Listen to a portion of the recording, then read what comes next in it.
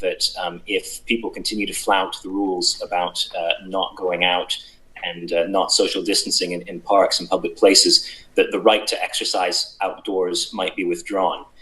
Would you support that measure? And do you accept, therefore, that your chief medical officer has put at risk the mental health, the wider mental health and well-being of the whole population? And to the chief medical officer, do you accept that as someone who fronts the public information campaign, you've undermined your own position, and therefore will you withdraw from these press conferences and also withdraw the television adverts that have been running even this morning with you telling people to stay at home? On that last point, I will answer that, because these are our decisions for me and for the government. We will continue to carefully consider how we give public health advice to the public in order that that is as effective as we need it to be. Secondly, on Matt Hancock's comments, I have said all along that we will not hesitate to take steps that we think are required to slow down the spread of the virus, protect the health service and lives, and we continue to look very carefully at the actions and the steps that are required to take. But it remains the case right now that we are asking people, and I recognise both the difficulties in this today, but also the opportunity of underlining this message of why we're asking everybody, from the Chief Medical Officer and ourselves, right through the whole of Scottish society, to comply with the guidance that is already in place. The stay-at-home guidance, the guidance around social distancing if you require to be out of your home for essential purposes, and the guidance that I've reiterated today about what you should be doing if you are unwell, because as the virus continues to spread, unfortunately, more people are likely to have symptoms. So it's important in the wider message that we also don't lose sight of the very specific message for people who have symptoms, and that advice will continue to be given. And apparently 80% of people will not experience any symptoms whatsoever. Now, one of two possibilities arises from that. That when you look at that in comparison to the amount of people that have died, that it's a lot less serious than what they're making it out to be. Or, on the other hand, it's a way to justify the continuation of this period. If there's a pandemic spreading across the nation that nobody knows whether or not they've got. Only by the government in the most effective ways possible. Michael Blackley from the Daily Mail. Hello, good afternoon.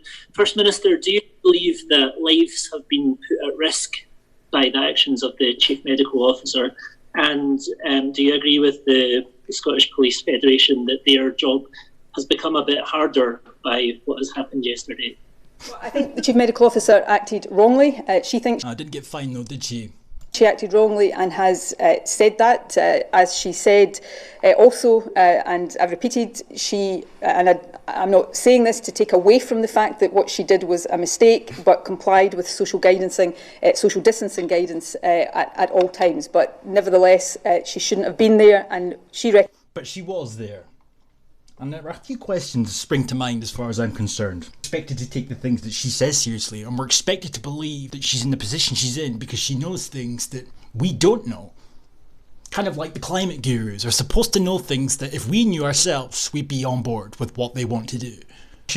But we shouldn't have expected anything any less. Your mind back to a year or so ago, when our thin-lipped governmental equivalent of the little shit we all had in our class at school who'd spend their time sucking up to the teacher, declared a so-called climate emergency, only to then fuck off on holiday for 2 months, along with the rest of the Parliament itself. A real emergency, but it can wait a couple of months, yeah. And in such time, she spent taxpayers' money on several occasions to gallivant around Europe grovelling, or on a few occasions she was in America, bragging at podiums about her past podium speeches where she tried to conflate her podium speeches with action. You know, the Scotland is a world leader routine, which really boils down to I want Scotland to be a quote-unquote world leader in said category. Last year, in fact, when it was revealed that several of her cult members were being dropped off at the Parliament, chauffeur driven, when they were within walking distance or cycling distance or even public transport distance, but they chose to spend money on chauffeur cars and produce emissions. You know, the climate guru is supposed to know things that we don't know, you see. All that in mind, it really shouldn't have come as much of a surprise to see the so-called experts standing alongside Sturgeon each and every day that they stand there to repeat what Westminster have said. Breaking her own rules, not once but twice. Go off on her wee jollies at the weekend to her second home. And I don't care that she did that. In fact, I find it quite embarrassing that there's been such an uproar about it. The fact of the matter is, if she applied the rules that she's been spouting off to everybody, bar staying indoors obviously, in relation to social distancing, etc., then I don't really see what the issue is. Who did she infect? Who did she put in danger? Who did she jeopardise? Nobody.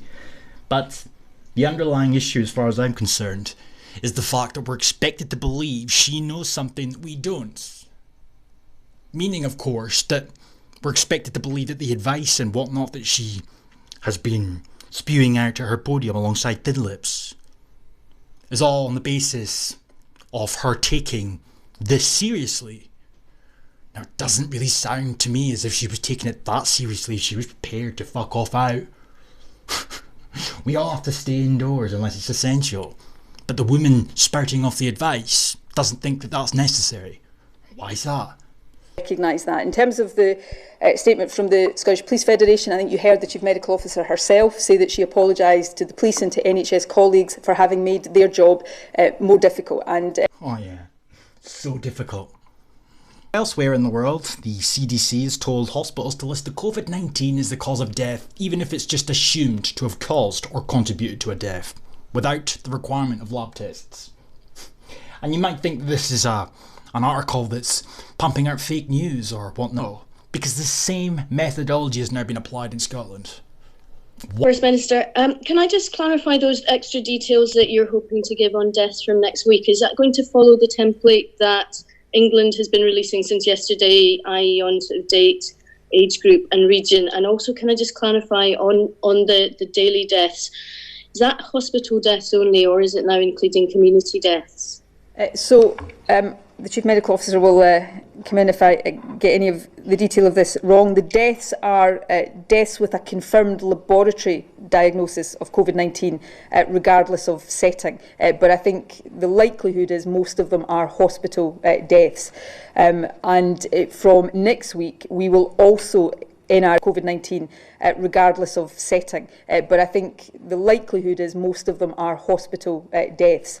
From next week, we will also, NRS will also publish deaths that are not just confirmed cases, but also presumed cases, again, regardless of setting. So where a doctor has put COVID-19 on a death certificate, it hasn't been confirmed through a test, but there is a presumption that COVID-19 has been a factor in the death. Fundamentally skews or will skew the data.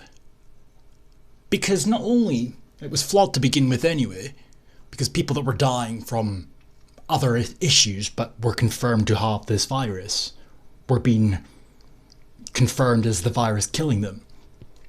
Now, it's not even an autopsy or anything similar. It's an assumption. People are making presumptions, writing said presumption down on their death certificate. And why would you not be going out of your way to try and make it as clear as possible to get a clear understanding of what is going on, instead of skewing the data and fudging the numbers? Because she can probably explain it better than I can. But on the point about information, I don't know exactly what the English template is delivering. We want to give as much information as is possible, and this may change as we go through as numbers rise. So we're looking right now at just how much information can be provided, and I said yesterday we'll provide more information on what that will entail. The letter I sent was on the 23rd of March, which asked all medical practitioners who might be certifying a death that if they were strongly suspected that the person had symptoms of coronavirus, that they put presumed